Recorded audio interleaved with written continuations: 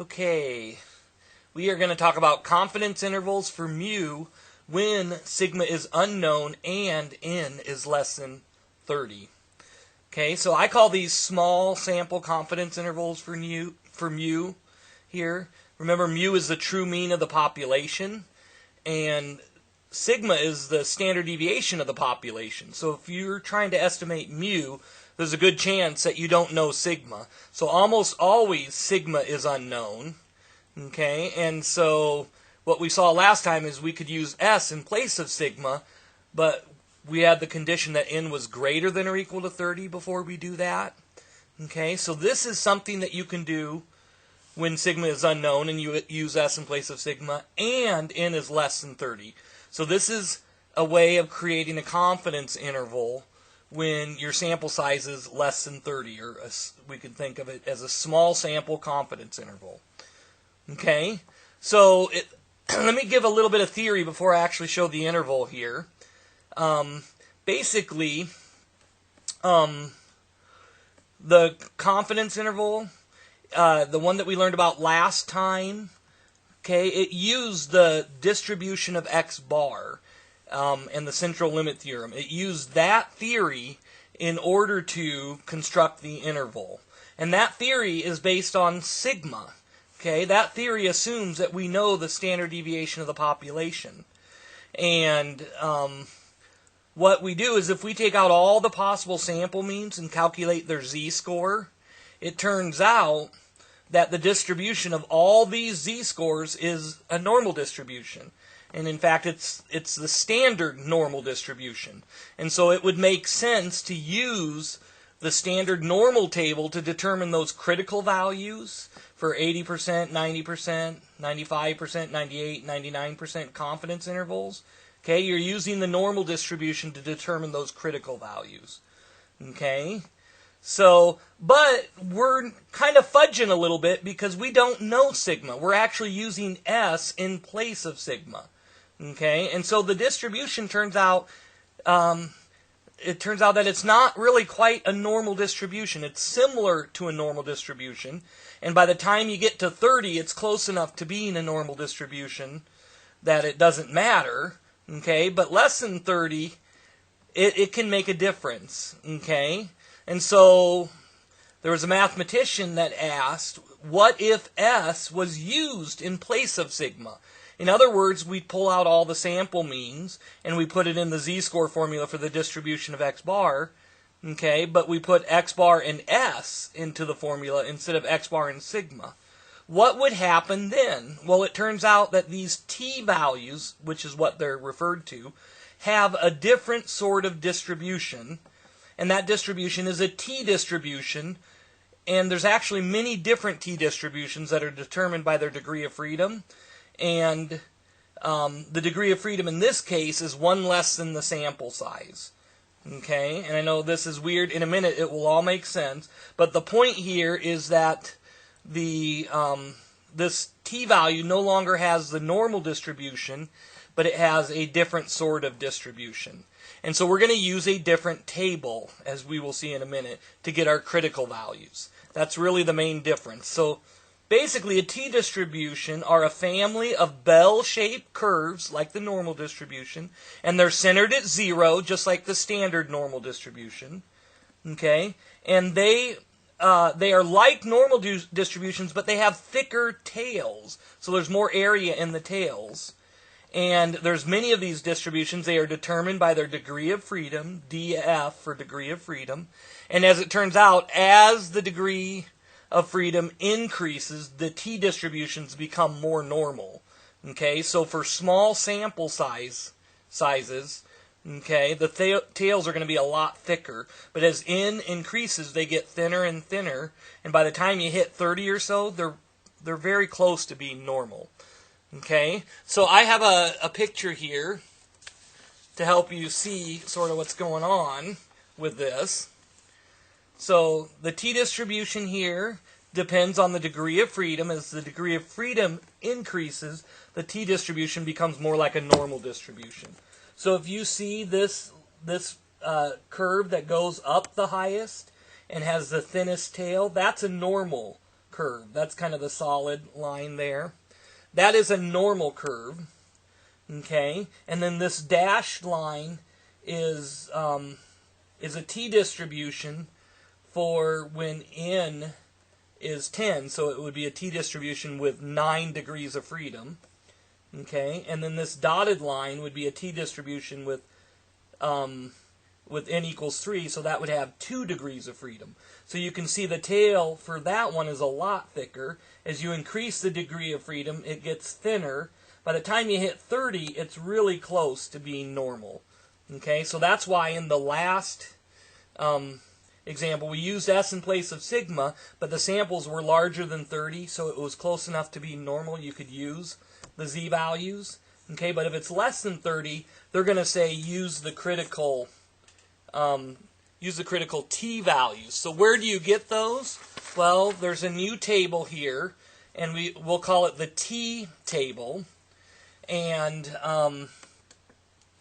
basically, this table has just critical values. This doesn't give you areas under the curve.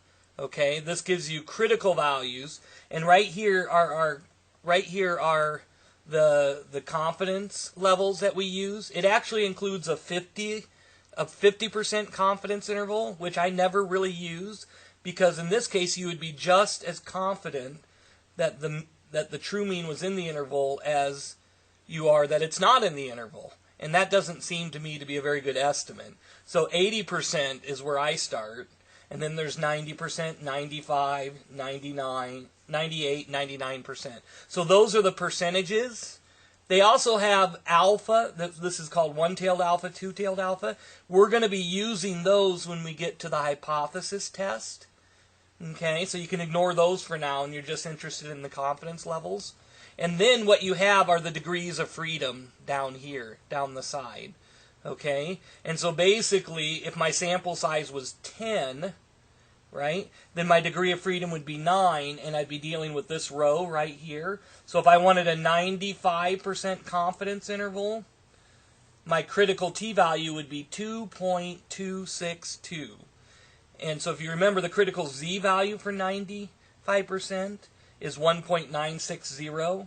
So this is actually, these t-values are actually a little larger than the z values, right? And so they're going to actually make your margin of error in the interval a little bit bigger. It's giving you, your samples are smaller, it's giving you a bigger margin of error. But if you notice, as the degree of freedom increases, these t-values get smaller and smaller and smaller. And if you look at the bottom of the table, it actually goes to 28 degrees of freedom. And then the last row, this is an infinity symbol, and then there's the z right next to it. And these are actually the critical t values. I'm sorry, these are actually the critical z values in the bottom row. They're just giving those values to 3 decimal places instead of 2. So there's the 1.96. It's actually 1.960. So if you remember, a 99% was 2.58. The actual value to 3 decimal places is 2.576. So that would round to 2.58. Okay. Similar, the 98% confidence interval is 2.326. So what we used for 98% was 2.33. So again, they're rounding that to 2 decimal. We rounded it to 2 decimal places. So this table actually gives you those critical z values as the very bottom row of the table, and they actually give it to you to 3 decimal places, not just 2. So now the question is, if this is for when n is less than 30, then why does our table it only goes up to 28 degrees of freedom? Okay, and the reason for that, this makes sense, because if it's greater than or equal to 30, you're going to use the critical z value, which is the very bottom row. Okay, but if it's less than 30, you'll use the critical t value with n minus 1 degrees of freedom. So the first number less than 30 is 29. So that would be the largest sample size where you would use a t value. But the degree of freedom for a sample of 29 is actually 28. And that's why our table goes up to 28. You don't have to go up any higher than that. Okay? So let me just give you an example here. Let me get out a sheet of paper. So let's say I want to do like a 90% confidence interval for a sample of, we'll say, size 15. And what I want to know, what is my critical t-value in this case? 90% confidence interval for a sample of size 15. Okay, well the degree of freedom here, the degree of freedom is actually 15 minus 1. So the degree of freedom is 14. And so I'm going to go to my table to 14 degrees of freedom. And then I look at the 90% confidence interval, and I get 1.761. So my critical z-value is 1.761. And that would be the value that I use in my confidence interval. And then just out of curiosity, what is the critical z-value? If you go to the very bottom, you get it here. It's 1.645. 1.645. And what we had, this was rounded to 1.65 in the previous lesson. But to 3 decimal places, it's 1.645. And so you can see that the critical t-value is a little bit bigger than the critical z-value. Okay? And as you increase the degree of freedom, these critical t-values get closer and closer to the critical z-value. Okay? So that's what's going on here. So now the way that we use all of this is to construct a confidence interval here for mu. So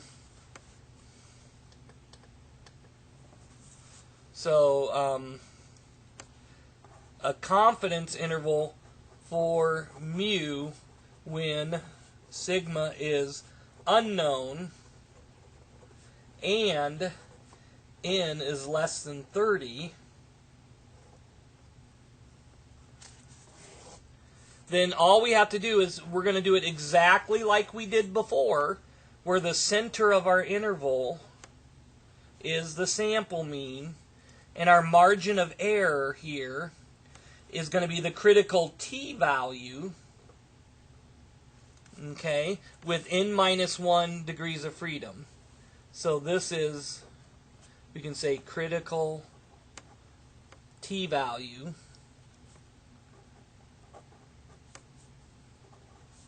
with n, we'll say degree of freedom equal to n minus 1. And then you're going to multiply that by s over the square root of n. Now when we did the interval last time, this was the critical z-value, and the theory had sigma here, so the formula said sigma, but we were actually using s in place of sigma, right? In this case, we should be using s, not sigma. Okay, so s is the correct value to use. And so this really is no different than before. We're just getting this value from a different table. We're getting this from that t table, and then we're putting s in place of sigma. And so this lower endpoint of our interval would be x bar minus the critical t-value, s over the square root of n. And this would be x bar plus the critical t-value, s over the square root of n. Okay, so now let's just do one quick example to see how this works, and we'll see that it's really not any different than what we did before, really. So we'll say to estimate the mean weight of newborns, we'll say. I'm just making this up. To estimate the mean weight of newborns, we'll say a sample of, we'll say 25 newborns is selected and has a mean of, we'll say 7.18 pounds and a standard deviation of, we'll say 1.24 pounds. Okay, So basically, construct a, we'll say, construct a 98% confidence interval for true mean weight of all newborns.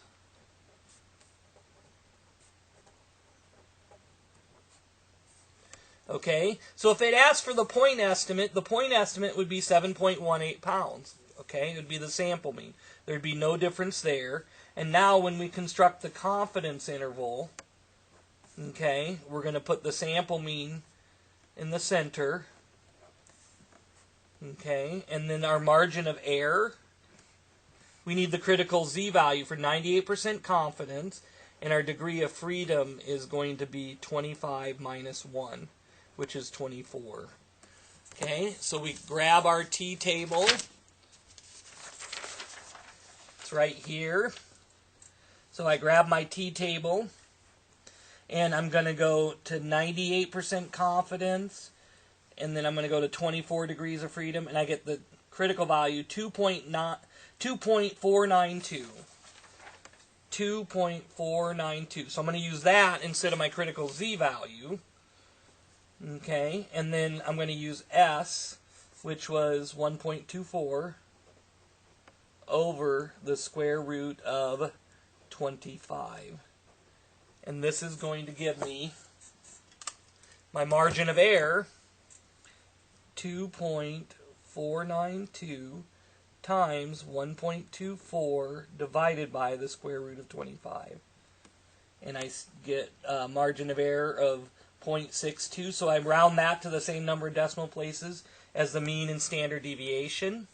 And so this would be 0.718 minus 0.62, and this would be 7.18 plus 0.62. Okay, and so my interval here, and maybe I'll write it over here, will be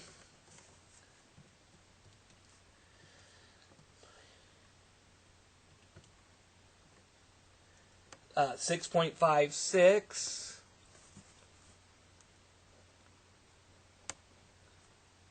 to 7.80. And so basically, I am 98% confident the true mean weight of newborns is somewhere inside this particular interval. Okay? So this is really almost, it's very similar to what we did before, almost the same process. In fact, the problem looks exactly the same, except for the sample size is less than 30. That'll be the difference. That's the only difference. And when it's less than 30, then what it means is you're going to use this critical t-value with n minus 1 degrees of freedom instead of the critical z-value. Otherwise, things are pretty much the same. Okay? And this critical t-value, what it does is it's just going to make that margin of error a little bit bigger. And so it's really, in a sense, it's giving you more of a margin of error.